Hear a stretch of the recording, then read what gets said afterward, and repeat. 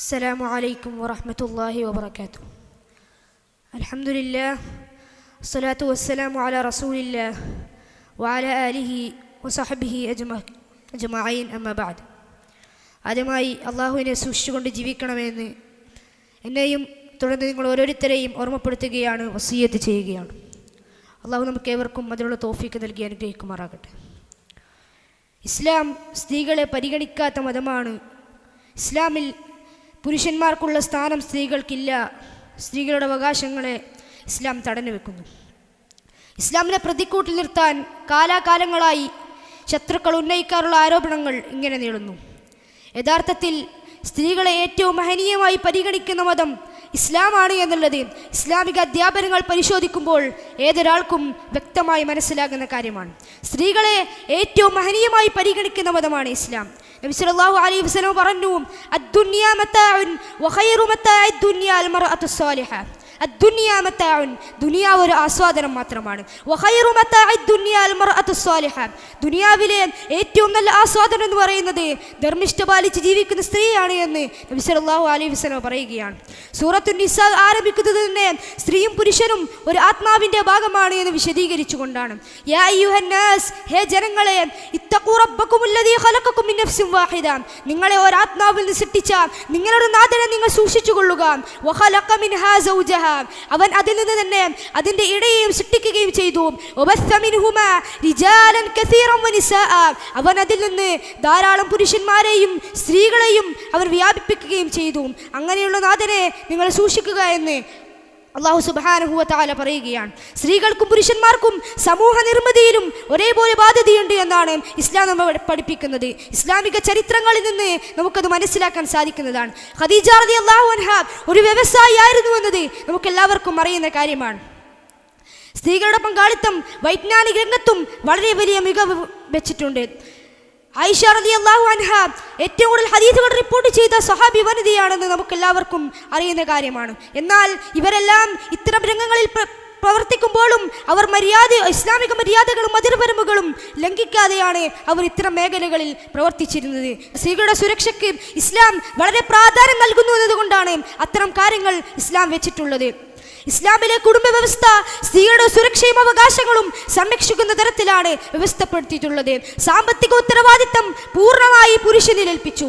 എന്നാൽ വിവാഹം, കുടുംബം പോലുള്ള ശക്തവും പരിശുദ്ധവുമായ വ്യവസ്ഥയെ തകർക്കുക എന്ന സന്ദേശമാണ് കഴിഞ്ഞ കുറച്ചു കാലങ്ങളായി ലിബറൽ സമൂഹം പടച്ചു വിടുന്നത്. അതിനവർ സിനിമ പോലുള്ള മേഖലകളെ ഉപയോഗപ്പെടുത്തുന്നു. എൻ്റെ സിനിമ കണ്ടിട്ട് ഒരു 10 വിവാഹമോചനം നടന്നാൽ ഞാൻ സന്തോഷവാനായി എന്നാണ് ഒരു സംവിധായകൻ പറഞ്ഞത്. എവിടെയെല്ലാം ഇസ്ലാമിക അതിർവരമ്പുകൾ ലംഘിക്കപ്പെടുന്നുവോ അവിടെയെല്ലാം കുഴപ്പങ്ങൾ പൊട്ടിപ്പുറപ്പെടുന്നത് നമുക്ക് കാണാൻ സാധിക്കും. സിനിമാ മേഖലകളിലെ ക്ലാസിംഗ് കൗച്ചും ഹേമ കമ്മിറ്റിയിലെ റിപ്പോർട്ടുകളുമെല്ലാം ഇത് തന്നെയാണ് നമ്മോട് സൂചിപ്പിക്കുന്നത്. പുരുഷന്മാരും സ്ത്രീകളും ഒരുമിച്ച് ഇടകലുന്ന സമയങ്ങളിൽ പാലിക്കേണ്ട മര്യാദകൾ ഇസ്ലാം കൃത്യമായി പഠിപ്പിച്ചു. നബി സല്ലല്ലാഹു അലൈഹി വസല്ലം പറഞ്ഞു, മാ ഖലാ റജുലുൻ ബിഇംറഅത്തിൻ ഇല്ലാ കാന ശൈത്താനു സാലിസുഹുമാ. മാ ഖലാ റജുലുൻ ബിഇംറഅത്തിൻ, ഒരു പുരുഷനും ഒരു സ്ത്രീയുമായി ഒറ്റക്കാവുകയില്ല. ഇല്ലാ കാന ശൈത്താനു സാലിസുഹുമാ, പിശാച് അവരിൽ മൂന്നാമനായി കൊണ്ടല്ലാതെ ഒരു പുരുഷനും ഒരു സ്ത്രീയും ഒറ്റക്കാവുകയില്ല എന്ന് റസൂലുള്ളാഹി സ്വല്ലല്ലാഹു അലൈഹി വസല്ലം പഠിപ്പിക്കുകയാണ്. മറ്റൊരു ഹദീസിൽ നബി സല്ലല്ലാഹു അലൈഹി വസല്ലം പറഞ്ഞു, ലാ യഹല്ലു ലിഇംറഅത്തിൻ അൻ തുസാഫിറ ഇല്ലാ വമഅഹാ ദൂ മഹ്റമൻ മിൻഹാ, തനിക്ക് വിവാഹം നിഷിദ്ധമാക്കപ്പെട്ട ഒരു വ്യക്തിയൊപ്പമില്ലാതെ ഒരു സ്ത്രീക്ക് യാത്ര ചെയ്യൽ അനുവദനീയമല്ല എന്ന് നബി സല്ലല്ലാഹു അലൈഹി വസല്ലം ഓർമ്മിപ്പിക്കുകയാണ്.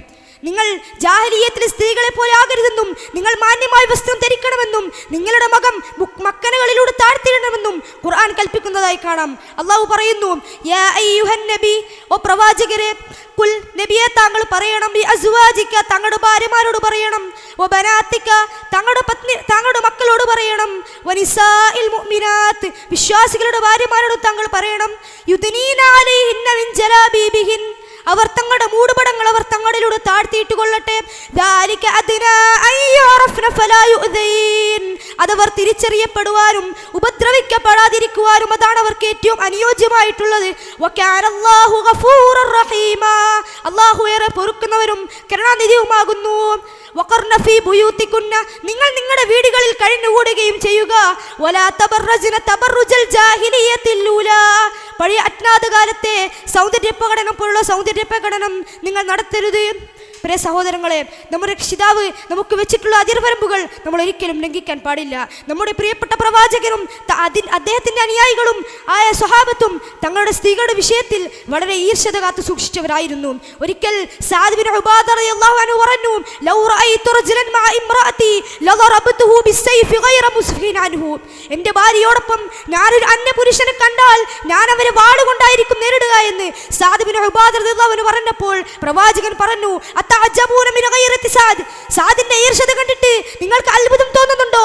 ഫവല്ലാഹി ലാ അനാ ഗൈറു മിൻഹു. അല്ലാഹു ആണ്, ഞാൻ സഅദിനേക്കാൾ ഈർഷ്യതയുള്ളവനാണ്.